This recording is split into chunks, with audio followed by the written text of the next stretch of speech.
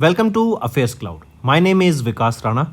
We are one-stop solution for current affairs. You can find Crack Current Affairs course on our application exclusively for current affairs, where you will get daily, weekly, monthly content on regular basis. Use the code Vikas10 and get 10% additional discount while purchasing the course. Also, students, follow us on Telegram and Instagram. The link for the same are mentioned in our description. This video has both English and Hindi. The first part is English and second part is Hindi. Timestamps are mentioned in the description below.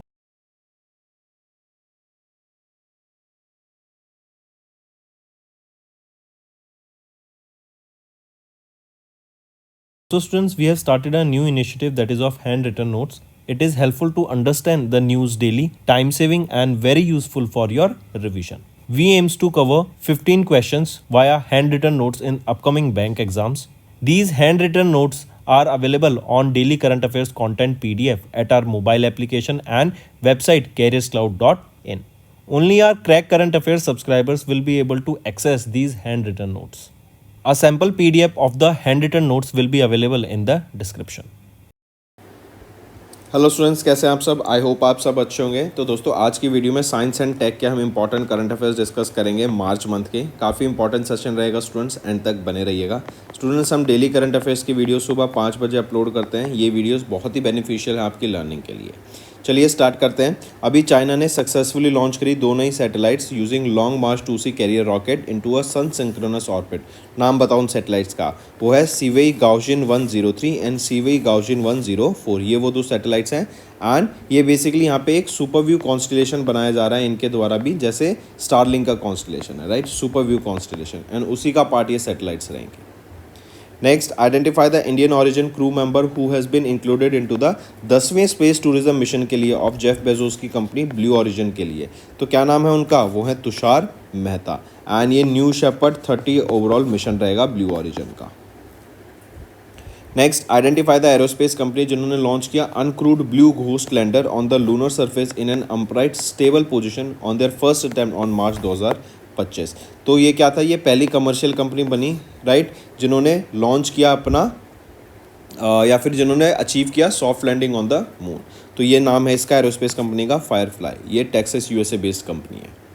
Next, defence bio engineering and electromedical laboratory, इन्होंने successfully test किया on board oxygen generating system based integrated life support system at high altitudes. किसके लिए? Light combat aircraft के लिए।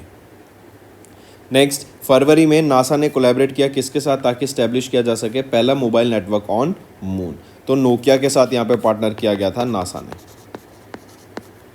Next, in March dash in partnership with F-35 Pax river integrated test force, इन्होंने complete किया initial flight test integrating long range anti ship missile use in to the F-35B lightning 2 stealth fighter jet, right? तो ये किस में, कौन सी company है? वो है Lockheed Martin corporation, and F-35 Pax river इन्होंने इंटीग्रेट किया यहाँ पर इस सिस्टम को। नेक्स्ट आ जाते हैं DRDO, इन्होंने अनवेल किया full scale model of BM-04 at Vigyan Vaibhav 2025 defence exhibition. ये BM-04 ये क्लासिफाइड है किस टाइप की मिसाइल ये रहेगी? तो ये शॉर्ट रेंज ब्लास्टिक मिसाइल है BM-04, right? SRBM, short range ballistic missile. Next आ जाते हैं उस एरोस्पेस कंपनी को आइडेंटिफाई करो जिन्होंने लॉन्च किया CSO-3 reconnaissance satellite for French armed forces. Next generation heavy lift rocket की मदद से गिनिया स्पेस सेंटर से इसको लॉन्च किया गया था। तो पूछा जा रहा है उस कंपनी का नाम बताओ, वो है Ariana space SA। Next, Taiwan का पहला लार्ज लैंग्वेज मॉडल लॉन्च किया गया है फॉक्स ब्रेन। ये बेसिकली मैन्युफैक्चरिंग को बढ़ाने का काम करेगा एंड सप्लाई चेन मैनेजमेंट के ऊपर ये लार्ज लैंग्वेज मॉडल ट्रेन किया जाएगा। Next, telecom Giants involve in partnership with, अभी देखो स्टारलिंक के साथ इंडिया की 2 कंपनीज ने यहाँ पे पार्टनर किया है, या फिर इंडिया में 2 कंपनी के साथ पार्टनर किया गया है ताकि सैटेलाइट इंटरनेट यहाँ पे प्रोवाइड कराया जा सके। कौन सी कंपनी है वो? जियो एंड एयरटेल। नेक्स्ट, अभी इंडिया के लाइट कॉम्बैक्ट एयरक्राफ्ट तेजस AF Mark 1 इन्होंने सक्सेसफुली टेस्ट फायर किया डैश एस्ट्रा नियर कोस्ट। तो ये क्या है? Extra missile. एस्ट्रा मिसाइल आपकी एक beyond visual range air to air missile रहेगी। नेक्स्ट, अभी इसरो ने इंडिया ने बेसिकली अभी क्या करा है? स्पेस में डॉकिंग एंड अनडॉकिंग की है कैप्सूल्स की। तो ये स्पेडेक्स मिशन के अंदर की गई है। इससे इंडिया कौन सी कंट्री बन गई है जिन्होंने डेमोन्स्ट्रेट किया ये डॉकिंग टेक्नोलॉजी को? तो इंडिया 4th कंट्री बन गई है, राइट? एंड मिशन था SpaDeX mission. Next mention the launch vehicle mission जिसको एसोसिएट किया गया with the cryogenic engine successfully tested by ISRO in March in Tamil Nadu. तो वो कौन सा है? वो है LVM-3X1। Next ISRO and semiconductor laboratory इन्होंने जॉइंटली डिलीवर किया पहला production of the 32 bit micro processors जो कि हैं Vikram 3201 and Kalpana 3201 developed for space application specifically. Next आ जाते हैं किस स्पेसक्राफ्ट रिटर्न किया एस्ट्रोनॉट्स को? Sunita Williams and Barry Butch Wilmore को अर्थ पर आफ्टर इंटरनेशनल स्पेस स्टेशन पर जब ये विजिट पे थे 9 महीने के बाद इनको वापस लाया गया है यहाँ पर, राइट। तो कौन सा मिशन था? वो है स्पेस एक्स का क्रू ड्रैगन कैप्सूल था आपका स्पेसक्राफ्ट। एंड अगर मिशन का नाम करूँ तो क्रू 9 मिशन रहेगा। नेक्स्ट आ जाते हैं किस फिनोमिना को was transferred into super solid for the first time by scientist? ये क्या किया गया? एयर को लाइट को यहाँ पे सुपर सॉलिड की फॉर्म में लाया गया एंड बेसिकली बोले तो लाइट को फ्रीज किया गया है यहाँ पे, राइट। ये फर्स्ट टाइम ऐसी अचीवमेंट यहाँ पे एक साइंटिफिक अचीवमेंट ये लाई गई है। Next name the second frigate of project 1135.6 जो कि है yard 1259 launch by Goa shipyards limited ताकि इंडियन नेवी की प्रेजेंस को, इंडियन नेवी की कैपेबिलिटीज़ को बढ़ाया जा सके। तो क्या नाम है उस सेकंड फ्रिगेट का? वो है Tapasya. Next where did DRDO and Indian Navy इन्होंने सक्सेसफुल कंडक्ट किया flight test of indigenously developed vertical launch short range surface to air missile को? तो ये चांदीपुर ओडिशा में इसको टेस्ट किया गया। नेक्स्ट आ जाते हैं उस एरोस्पेस कंपनी का नाम बताओ जिन्होंने रिसीव किया फर्स्ट 99 F404 IN-20 इंजन्स को from General Electric company in March for Tejas combat light aircraft mark 1A fighter jet programme के लिए। तो पूछा जा रहा है कि किस एरोस्पेस कंपनी ने यहाँ पे रिसीव किया? वो है हिंदुस्तान एरोनॉटिक्स लिमिटेड, हॉल ने। Next name the 10th ammunition cum torpedo cum missile barge जो कि लॉन्च किया गया इंडियन नेवी के द्वारा at MS Suryadipta Projects Private Limited in Maharashtra with the aim to enhance naval ammunition and missile handling capabilities। तो वो कौन सा है? वो है large scale additive manufacturing LSAM-24।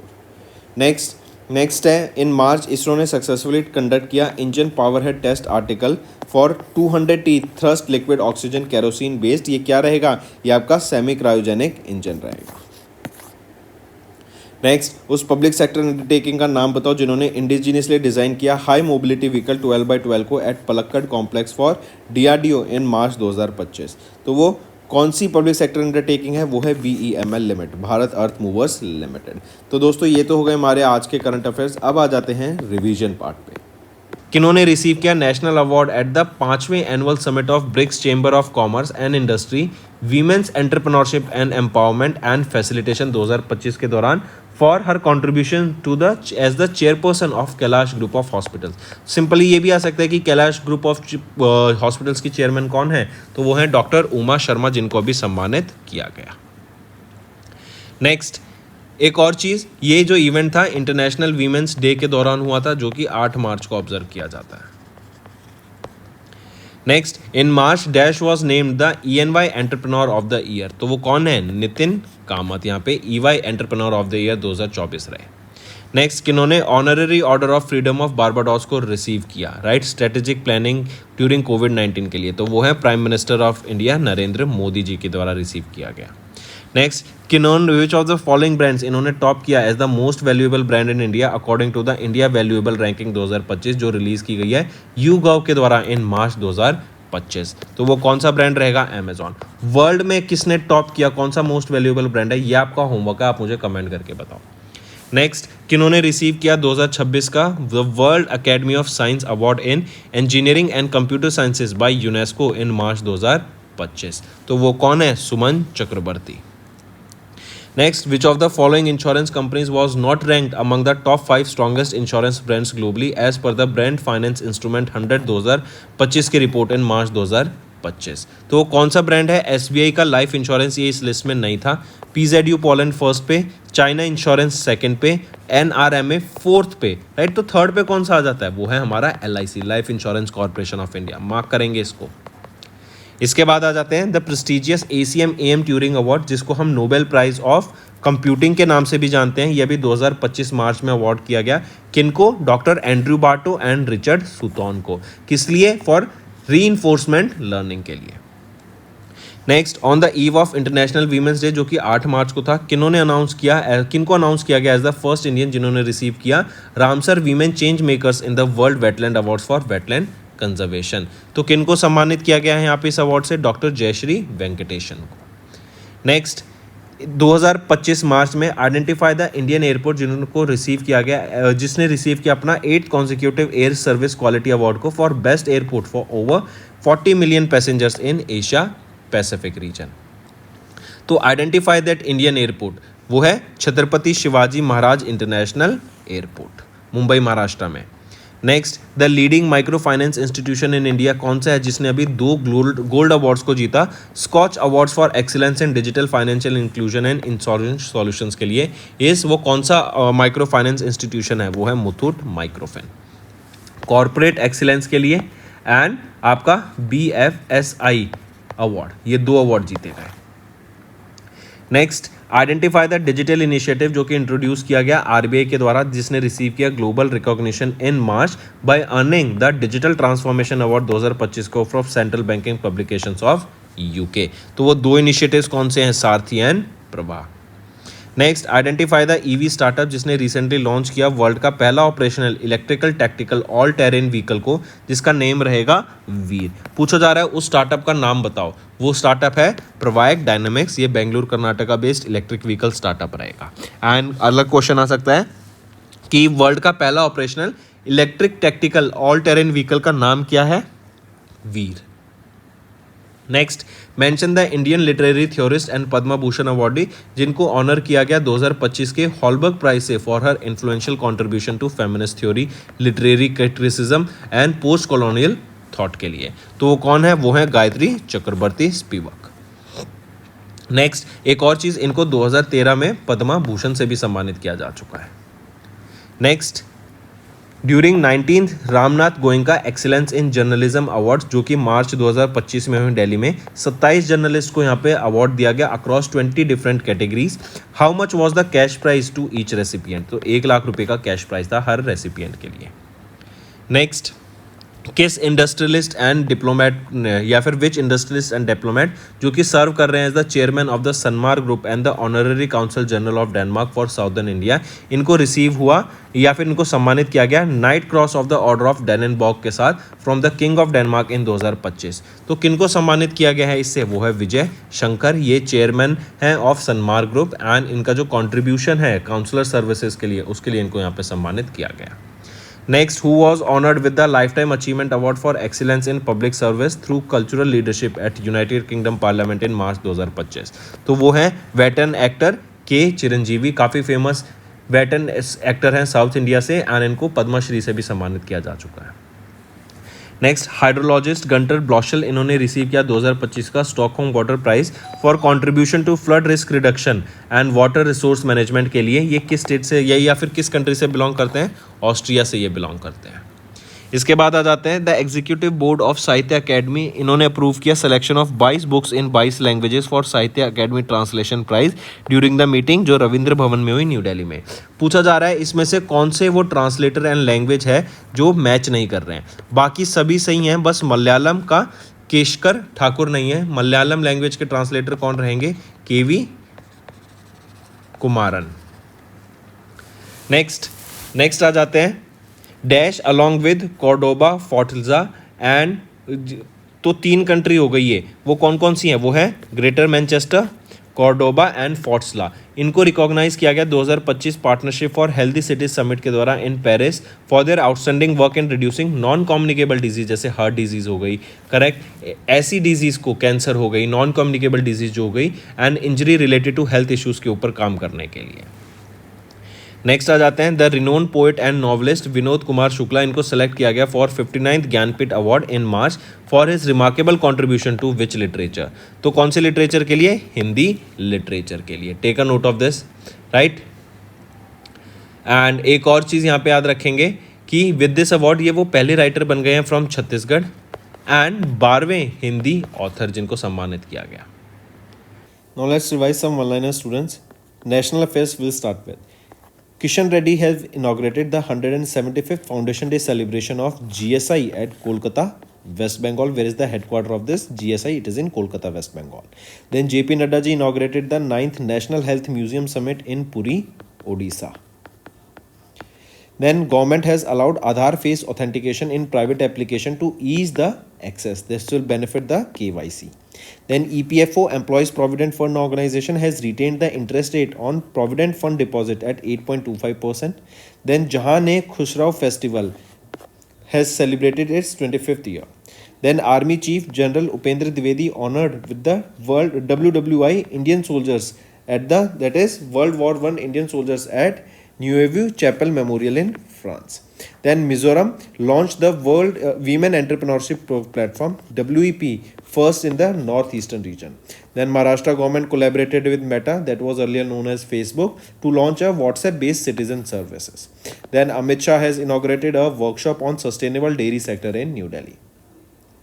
Next, government has granted Navratna status to IRCTC and IRFC. Important students, take a note of it.